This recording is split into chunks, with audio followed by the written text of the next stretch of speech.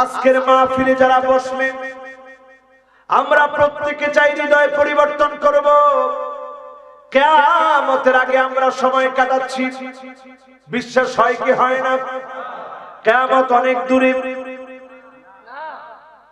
কাছে কাছে, একটু কেমন কাছে দেখেন। নবীজি সাল্লাল্লাহু আলাইহি ওয়াসাল্লাম আজ থেকে 1450 বছর আগে দুইটা আঙ্গুল এক করে দেখালেন, এরকম দেখালেন, এরকম মিলায়া দেখালেন। কিয়ামত এত কাছে,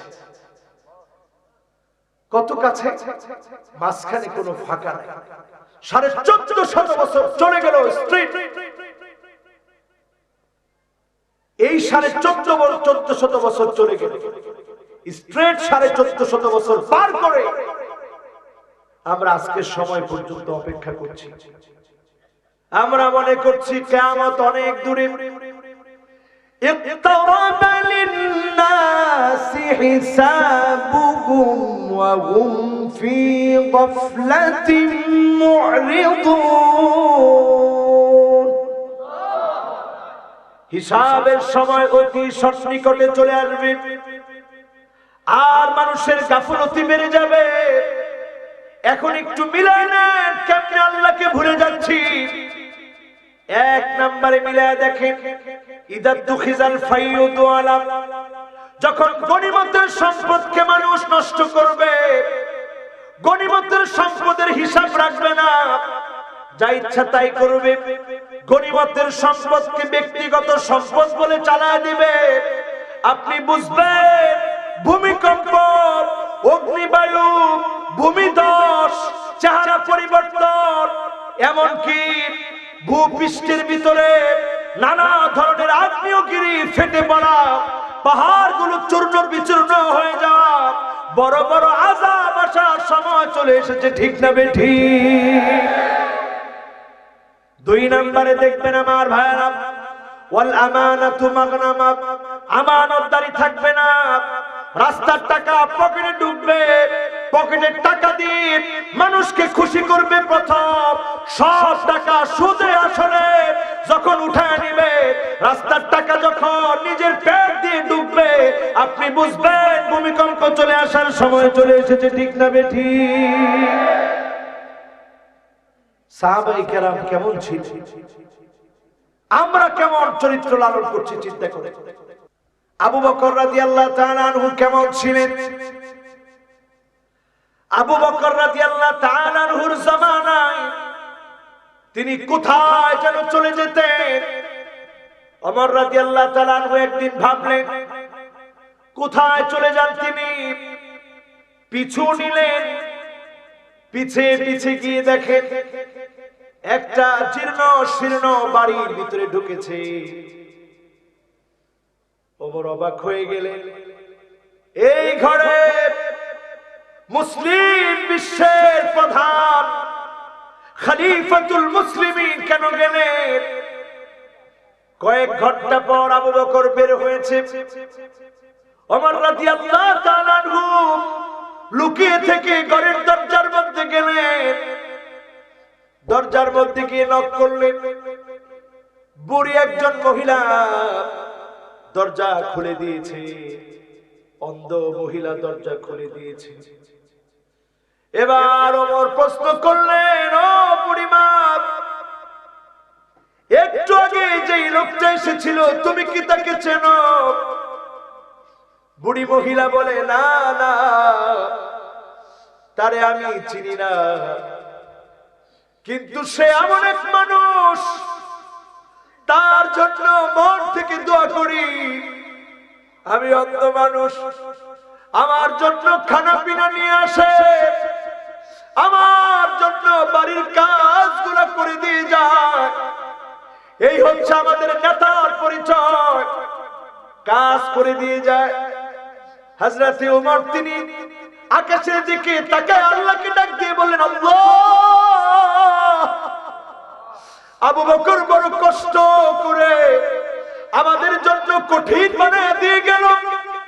কুল্লুকুম রাইন ওয়া কুল্লুকুম মাসউলুন আন রাইয়াতিহি।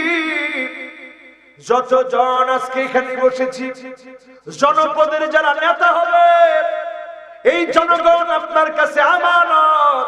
আপনি যদি খেয়ানত করেন, আপনি জালেম, আল্লাহর আদালতে আপনাকে জবাব দিতে হবে, ঠিক না বেঠিক? এরপরে আমার ভাইরা 3 নম্বরে ওয়াযাকাতু মাগরামা। এমন সময় আসবে যাকাতটাকে মানুষ অভিশাপ মনে করবে যাকাত কেন দিব? টাকা আসলে খুব খুশি, আল্লাহ এত এত নিয়ামত দেয়। একটা বার চিন্তা করেন না মিয়া, আল্লাহ আপনার নিচের হাত বানায় দিতে পারতেন, ভিক্ষুকের মতো আপনি হাত পেতে মানুষের কাছে টাকা চাইতে পারতেন। আল্লাহ আপনার অন্ধ বানায় দিতে পারতো, মানুষ আপনার অন্ধ বলতো। 2টা হাত আল্লাহ রাব্বুল আলামিন আপনার কাছ থেকে যদি কেড়ে নেয়, আপনার মানুষ কি বলবে? কি বলবে? আতুরা বলবে।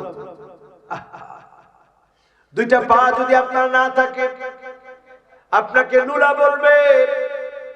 চিন্তা করেন, এত এত নিয়ামত যিনি আমাকে আপনাকে দিয়েছেন তিনি কে?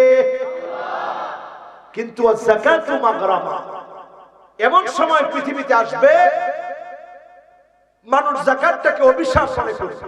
আজকে দেখেন আমাদের দেশে রমজান মাস আসলে যাকাতের লুঙ্গি পাওয়া যায়, যাকাতের শাড়ি পাওয়া যায়।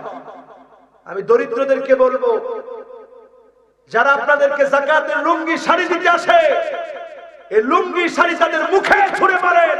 যাকাতের লুঙ্গি এবং শাড়ি দিয়ে ইসলামকে অপমান এবং অবমাননা করা হয়, ঠিক না বেঠিক? কিসের যাকাতের লুঙ্গি? আপনার প্রয়োজন, আপনার বাচ্চার জন্য আপনি ক্যাপসুল কিনবেন, ট্যাবলেট কিনবেন, ওষুধ কিনবেন, ঘরের মধ্যে চাল নাই, আর সে এসে দিচ্ছে আপনার যাকাতের শাড়ি আর লুঙ্গি। আপনার ঘরে হয়তো শাড়ি লুঙ্গি আছে ঠিকই, কিন্তু এখন চাউল নাই। আপনি দেখিয়েছেন আপনার স্ত্রী কাঁদতেছে, সন্তান কাঁদতেছে ক্ষুধার যন্ত্রণায়, আপনার তিনি দিচ্ছেন যাকাতের শাড়ি আর লুঙ্গি। হাক্কুল লিসাইল ওয়াল মাহরুম, এটা বঞ্চিত মানুষের সঙ্গে প্রতারণা, বঞ্চিত মানুষের অধিকার থেকে তাদেরকে বঞ্চিত করা, ঠিক না বেঠিক? আরে মুসলমান, আমরা বুঝি না, পার্লামেন্টে যদি আমার কোরআনের যাকাতের আয়াতগুলোকে এস্টাবলিশ করা যায়, 3 বছর লাগবে না। এর আগেই যিনি অর্থনীতির চাকা সচল বানায় দিবেন তিনি কি? দরিদ্র মানুষগুলো যাকাতের টাকা পেয়ে তারা বলবে আমরা আর যাকাত দেব না, যাদের প্রয়োজন আছে আমাদের কাছ থেকে নাও, আমরা আর যাকাত দেব না, আমাদের প্রয়োজন নাই, যাদের প্রয়োজন আছে আমাদের কাছ থেকে নাও। এমন সময় আসতে 3টা বছর যদি কোরআনের আইন এস্টাবলিশ করা যায়, যাকাতের হুকুম বাস্তবায়ন করা যায়, কর কমিয়ে যাকাত যদি আদায় করা হয়, দেশের চিত্র পাল্টে যাবে, ঠিক না বেঠিক? মুসলমান, যাকাত ব্যবস্থা আমরা বুঝি না।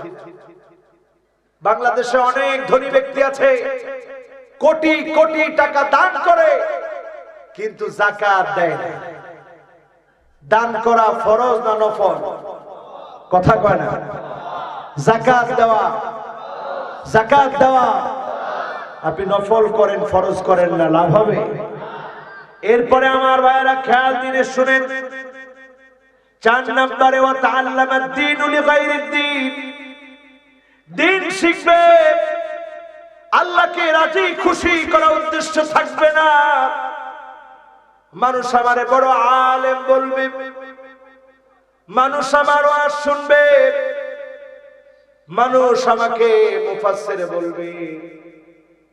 এই জন্য যদি আপনি আলেম হন, আপনি তাফসীর করবেন বছরের পর বছর, লা খিলাসা ইল্লা বিল ইখলাস, ইখলাস যদি না থাকে বক্তার ওয়াজ চলবে, একটা মানুষের হৃদয়ে পরিবর্তন হবে না, ঠিক না বেঠিক?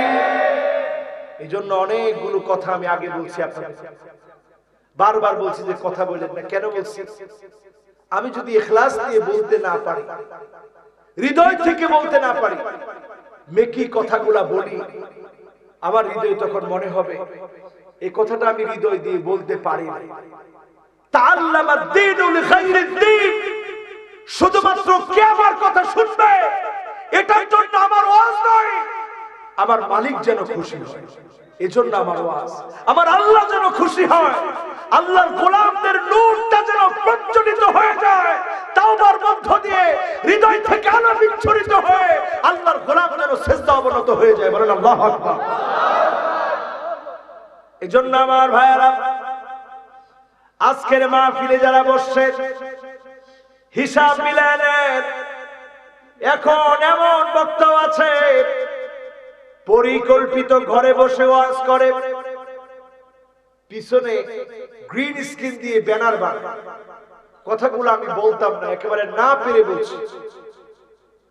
গ্রিন স্ক্রিন দিয়ে একটা ব্যানার বানায় ওইটার উপরে ব্যানার লাগায় দিয়ে তারপরে ওয়াজ করে। ওরা নিয়ত কি? মানুষকে ওয়াজ শোনাবে। তো যদি আপনি মানুষকে ওয়াজ শোনাতে চান, কে চাইলে আপনি বক্তা হতে পারবেন? সবাই তো বললেন আল্লাহ চাই। আল্লাহর কাছে আপনি বলেন, এই মাটি আপনি টেস্ট করে এরপরে ওয়াজের ময়দানে নামেন। বস্তি বানাতে সময় লাগে না, কয়েকটা পলিথিন একত্রিত করে বাঁশ একত্রিত করি বস্তি বানানো যায়। কিন্তু একটা টাওয়ার নির্মাণ করতে হলে সয়েল টেস্ট করা লাগে, পাইলিং করা লাগে, ইঞ্জিনিয়ার দিয়ে এটার নির্মাণ কাজের জন্য কি কি লাগবে সেটা নিয়ন্ত্রণ করা লাগে। সুতরাং টাওয়ার নির্মাণ করার চেষ্টা করেন, টর্নেডো আসবে, জুলুম আসবে, নির্যাতন আসবে, হক্কানি আলেমদেরকে দমাতে পারবে না, পারবে না এবং পারবে না।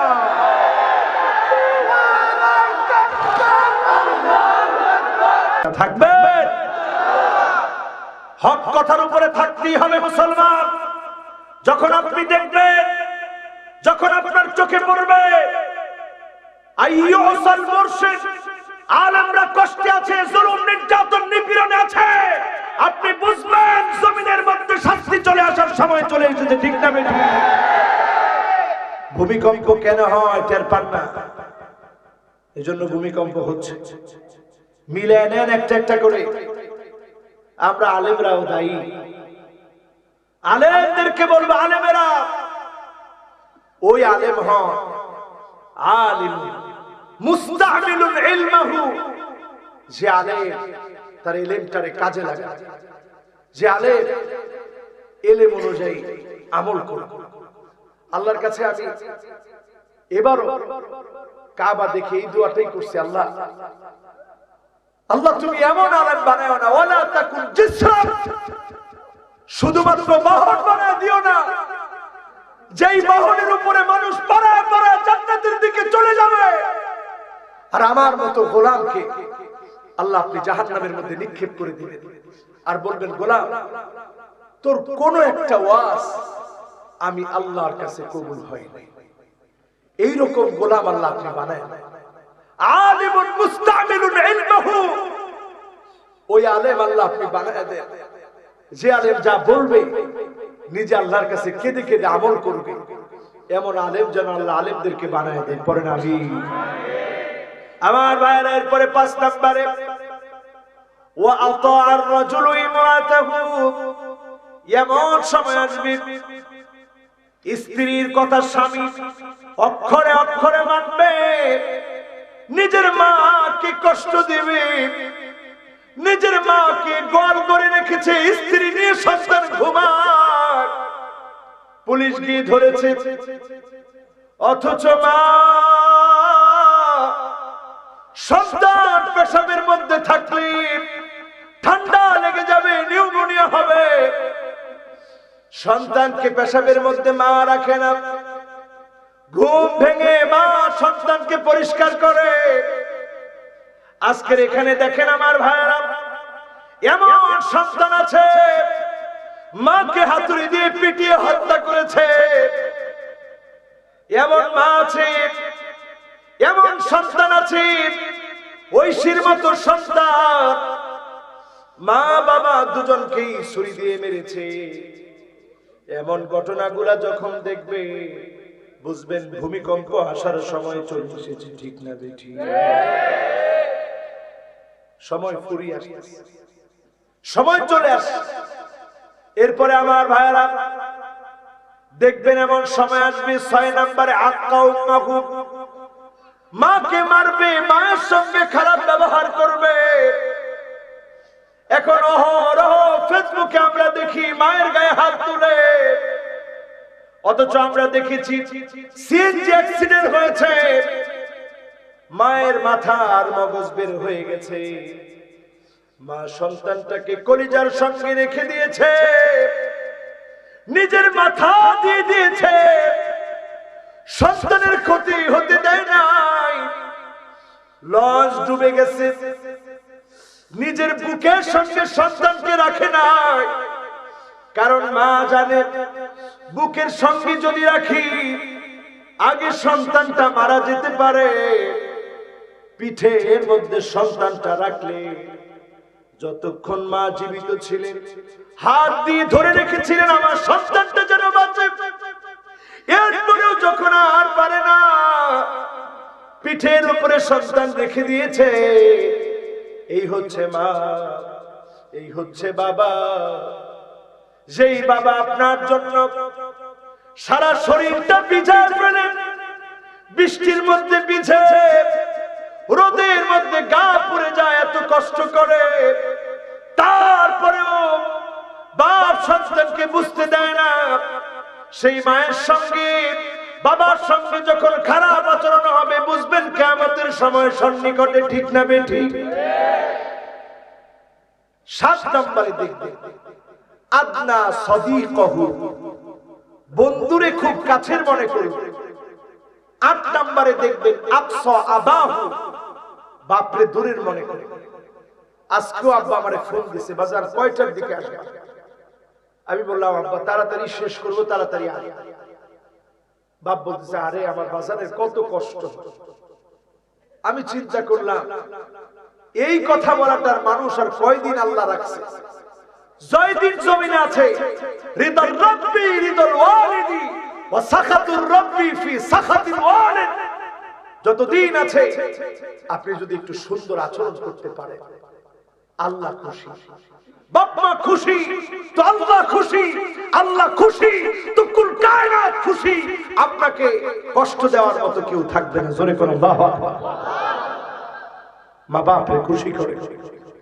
আজকে সমাজে মা বাপরে বড় কষ্ট দেওয়া হয়, মা বাপরে বড় দুঃখ দেওয়া হয়, মা বাপরে কষ্ট দিয়ে। আপনি একদিন মা বাপ হবেন, সেদিন আপনি বুঝবেন মা বাপ হারায়, আহারে কি হারায় ফেলছে। যখন আমি মিশর চলে গেলাম, পরীক্ষার সময় আসলে হৃদয়টা চুরমার হয়ে যেত। আহারে সবাই আছে, শুধু আমার মা জননী অনেক দূর। দোয়া চাইতে হলে ফোন দিতাম পরীক্ষার আগে, কয়েকবার করে বলতাম আম্মা আমার জন্য দোয়া করে, আম্মা আমার জন্য একটু দোয়া করে। আর মনটা ধুমড়ে মুছড়ে যেত, আহারে আমার মাটা সামনে নাই। আজ অবধি এত বড় হয়েছে। আল্লাহ তাআলা কোরআনের কথা বলা, যতদিন আমি বের হই আমি কয়েকবার ঘুরে ঘুরে মায়ের কাছে যাই আর বলি মা আমার জন্য দোয়া করবে। আর মনে করি আল্লাহ এই সফরটা আমার জীবনের শেষ সফর হয়ে যেতে পারে। যদি শেষ সফর হয় রিদাল রাব্বি রিদাল ওয়ালিদি ওয়া সাকাতুর রাব্বি ফি সাকাতিল ওয়ালিদ, এই বের হওয়াটা মা বাবার সন্তুষ্টির উপরে আল্লাহ আপনি কবুল করে নিন। পড়েন আমিন। এজন্য মা বাবার সাথে সুন্দর আচরণ করুন। এরপরে 9 নম্বরে দেখবেন যাহারাতিল আসওয়াতু ফিল মাসাজিদ, কিয়ামতের আগে মসজিদের ভিতরে চিৎকার চেঁচামেচি শুরু হয়ে যাবে। আজকে দেখেন কিছু টাকাওয়ালা, কিছু পয়সার মালিক, সামান্য নেতা খতিবের মুখের সামনে দাঁড়ায় যখন বেয়াদবি করে, ওই বেয়াদবকে টেনে বসায় দেন, কারণ ওই বেয়াদবের কারণে আযাব আসতেছে, ঠিক না বেঠিক? বেয়াদবকে বসায় দেন যে বেয়াদব তুমি বসো, তোমার বেয়াদবি বরদাস্ত করা যায় না। যাহারাতিল আসওয়াতু ফিল মাসাজিদ, দেখবেন মাহফিলে মাহফিলে কাউন্টার দেওয়ার জন্য দাঁড়ায় যায়, বসা দেন। বেয়াদবির জায়গা কোরআনের মাহফিল হতে পারে না, ঠিক না ঠিক? মসজিদের মধ্যে এটা দেখবেন, মাহফিলের মধ্যেও দেখবেন। এরপরে দেখেন 10 নাম্বার, কয় নাম্বার? 10 নম্বরে আমার ভাইরা, ওয়াসাদাল কাবিলা ফাসিকুহুম, এমন সময় আসবে জনপদে জনপদে এলাকায় এলাকায় নেতা যত হবে সব ফাসিকগুলা নেতা হবে, বেনামাজি, নামাজ নাই, দিন নাই, এমন নেতাগুলা নেতৃত্ব দিবে, ঠিক না বেঠিক? ছোট ছোট ফুলাবান কইছে ঠিক। তার মানে এখন যুবকরা জেগে উঠতেছে, যুগ জামানা পাল্টে দিতে চাই না অনেক জন, যুবকেরাই আনতে পারে জাতির জাগরণ, ঠিক কি না? এরপরে আমার ভাইয়েরা 11 নম্বরে চলে যান, ওয়াকানা যাঈমুল কওমি আরজালুহুম, বড় বড় নেতা হবে, বড় বড় গাদ্দার, বড় বড় গাদ্দার যখন বড় বড় নেতা হয়ে যাবে আপনি বুঝবেন ভূমিকম্প, অগ্নিবায়ু, ভূমিধস, দাবানল জ্বলে ওঠার সময় চলে এসেছে, ঠিক না বেঠিক? এবার আসেন 12 নম্বরে, ওয়া উকরিমার রাজুলু মাখাফাতা শাররিহি, কখনো কখনো দেখবেন এই লোকগুলোরে মানুষ সম্মান করে। ভাই আপনার লাই কলিজা কাটি দিন, কি দিব? আর সামনে তো গেলেই কয় আল্লাহ এত কিছু দেখেন, হেতেরে দেখেন না, ঠাড়া ঠাড়া হেতের কপালের মধ্যে ফাড়া, এরকম লোক আছে না? না এরকম বদদুয়া দিয়েন না, কিন্তু কথার কথা বললাম। এখন কম এই যে লোকটারে সামনাসামনি সম্মান দেখালো, আসলে এটা সম্মান না অসম্মান। রাসূল কয় মাখাফাতা শাররিহি, হেতে মিথ্যা মামলা দিবে, ঘরবাড়ির মধ্যে হামলা চালাবে, সে লুট করবে, দোকানপাট ছিনতাই করবে, ডাকাতি করবে, এজন্য ডাকাতটাকে মানুষ সম্মান দেখায়, ঠিক না বেঠিক? এটা সম্মান না, এটা জুতা পিটা। এটা কি? এটা কি? একজনই কইছে জুতার পিঠা। যাই হোক, এটা যদি জুতার পিঠাও হয়, সম্মান না অসম্মান? এটা অসম্মান। কয় নাম্বার? হায় হায় হায়, শ্রোতা একজনই দিছে, সব শেষ করছে। আপনি বাড়ি কোনে? 10 নাম্বার বল। কয় নাম্বার? কথা কয় না, কয় নাম্বার? এরপরে 13 নম্বরে আসেন আমার ভাইরা, যাহারাতিল কাইনাত ওয়াল মাআজিফ, গান বাজনা বেড়ে যাবে, নায়ক নায়িকা, গায়ক গায়িকা, রমণী, দেহ ব্যবসায়ী, এই সমস্ত রমণী, গায়ক গায়িকা যারা নিজেদের সৌন্দর্য প্রদর্শন করে বেড়ায়, এই সমস্ত বাজে মহিলাদের দাম যখন বেড়ে যাবে আপনি বুঝবেন জমিনটা প্রকম্পিত হবে, তছনছ তছনছ করে জমিনটা কাঁপবে, ঠিক না বেঠিক? বাড়ছেনি? কথা কয় না, বাড়ছেনি? আরে আলেমদের একটু টাকা হইলে এত বড় বড় চুক্তি থাকে। দেখছো হুজুরের এত টাকা কেমনে হলো, এই হুজুর কেমনে এত বড় বাড়ি করি, আর তাদের ঘরের ভিতরে টনকে টন মদ পাওয়ার পরে কয়েকগুলা খালি বোতল ছিল। কি বোতল? খালি বোতল তুই যে রাখলি, তুই ভালো মানুষ, তোর রুচি ইচ্ছে কিনলে তুই তো খালি বোতল রাখস, বালানি খালি বোতল। এটা কির বোতল? কথা কয় না, কির বোতল? তো খালি হয়েছে কখন? খাওয়ার পরে। খালি হয়েছে কখন? তুই একলা না, আরো লগে অনেকজন মিলি খাইছে, দিকে এতগুলা বোতল ফালাইবার সময় বাঁচল। এদেরকে নিয়ে যখন নাচবে আপনি বুঝবেন মাথার ওসে ঠাডা পড়ার সময় চলে আসছে। পড়তেছে না এখন? একটার পর একটা দেখবেন বাংলাদেশের পঞ্চগড়ে হঠাৎ করে 35টা বাড়ি জমিন গিলে খাইছে, মানে ডেবে গেছে। খাসফা, রাসূলের কথার আযাব, ভূমিকম্প হয়ে গেল সেদিন, আবার মাটি গিলে খেয়েছে। তার মানে বুঝে আযাবের পর আযাব আসছে, এখনই সংশোধন হওয়ার সময়, ঠিক না বেঠিক? এরপরে আমার ভাইরা, ওয়াশুরিবাতিল খামর, মদ খাওয়া বেড়ে যাবে। বাড়ছে না কমছে? হ্যাঁ, কি করছে? এখনই বাড়ি গেছে না এই এলাকার বাড়ি গেছে? পুরা বাংলাদেশে বেড়ে গেছে। ঠিক কইছে পাঁচজনে, কি রে? পুরা বাংলাদেশে বেড়ে গেছে। এটার জন্য দায় পার্শ্ববর্তী কয়েকটা দেশ, আমি আর নাম নিলাম না। তোমরা যারা আমার দেশকে মাদকাসক্ত বানাতে চাও, আমার দেশের যুবকেরা জেগে উঠবে, বেশি দিন সময় লাগবে না। যুবকদের হৃদয়ের ভিতরে লুকানো নূর এখনো রয়েছে। রূহটা বের হওয়ার আগ পর্যন্ত যদি কোন একটা বার এই নূরটা প্রজ্বলিত হয়, মদ ভেঙে টুকরা টুকরা করে দিবে। মদ সে পার করতে পারে না, ঠিক না বেঠিক?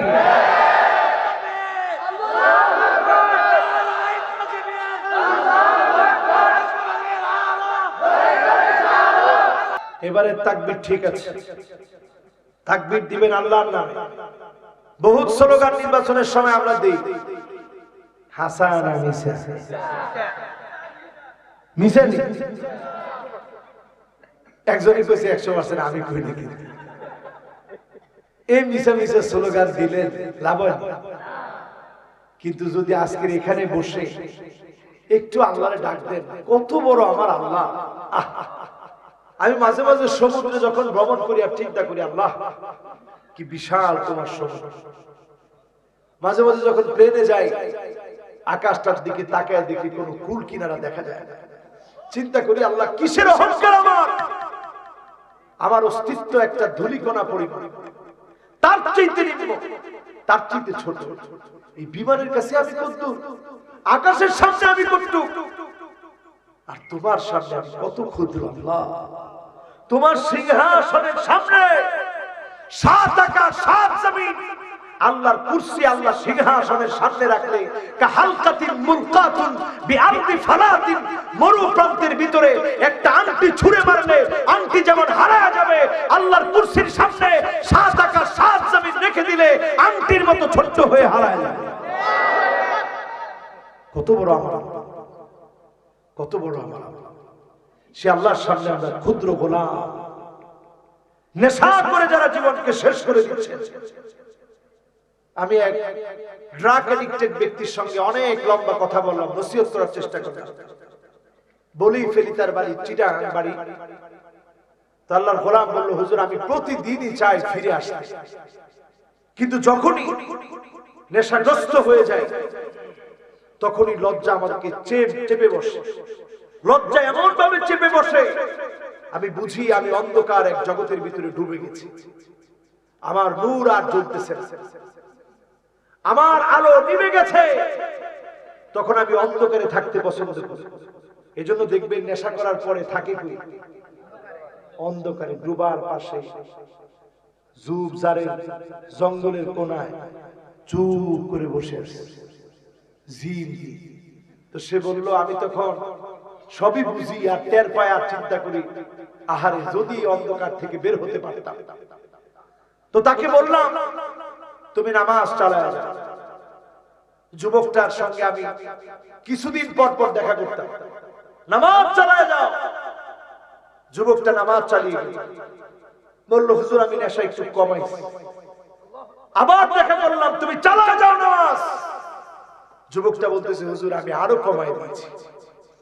আমি যতবার সফর হয়েছে ওইদিকে থাকার সুযোগ হয়েছে, যুবকটাকে ডেকে এনেছি, বোঝানোর চেষ্টা করেছি। গত বছর গিয়ে দেখি নামাজ পড়ার বদৌলতে আল্লাহ পাক এই যুবকটাকে নুরানি নূর দান করে দিয়ে নেশা থেকে মুক্ত করে দিয়েছে। এজন্য আমার ভাইরা, নেশাকে নির্মূল করা লাগবে। নিয়ন্ত্রণ করে না, কিছু কিছু খান এটা বলা না, নিয়ন্ত্রণ করা লাগবে। নেশাখোরদেরকে নামাজি বানাতে হবে, ড্রাগ এডিক্টেডদেরকে নামাজের দিকে নিয়ে আসে। এই সমাজে অবশ্যম্ভাবী পরিবর্তন যিনি অবশ্যই দেবেন তিনি কে? এরপরে আমার ভাইরা সর্বশেষ ওয়ালানা আখিরু হাযিহিল উম্মাহ আউওয়ালিহা, যেদিন দেখবেন বর্তমান লোকেরা পূর্বেকার সাহাবায়ে কেরাম তাবিঈ তাবে তাবিঈ আইম্মায়ে মুজতাহিদিন আলেমদেরকে গালি দিবে, বলবে তারা কিছু বুঝে না, আমরা অনেক কিছু বুঝি, তাদের কাছে প্রযুক্তি ছিল না, আমাদের কাছে আছে। এইভাবে যখন গালি দিবে, নবীজি বলেন ফারতাকিবু ইনদা যালিকা রিহান হামরা, অগ্নিবায়ু আসার অপেক্ষা করো, চারদিকে আগুন জ্বলবে, তোমাদেরকে ধাওয়া করবে, জ্বালায় দিবে। জালজালা ভূমিকম্প আসবে, ওয়া খাসফা ভূমিধস আসবে, ওয়া মাসখা ওয়া কাযফা বিভিন্ন জায়গায় দাবানল জ্বলে উঠবে, চেহারা পরিবর্তন হয়ে যাবে। আয়াতিন তাতাবা কানিদামি বালিন ফাতাতাবা সিলকুহু ফাতাতাবা, এমন সময় আসবে পুতির মালা থেকে একটা দানা পড়ে গেলে টাস টাস করে যেমন একটার পর একটা পড়ে, একটার পর একটা আযাব আসবে, ওই আযাব থেকে কেউ বাঁচতে পারবে না। ঠিক না বেঠিক?